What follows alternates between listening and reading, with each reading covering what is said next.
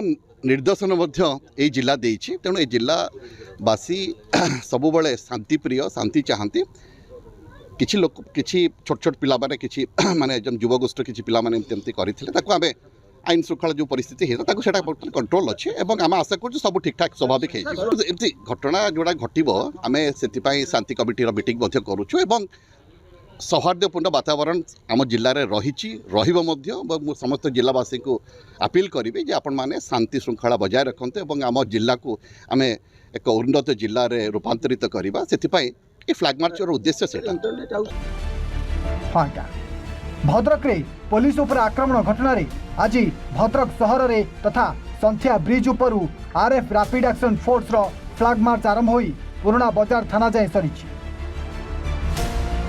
flag march अवसर में Purvanchal DIG SP जिलापाल थाना आईआईसी सामिल होइतले बोली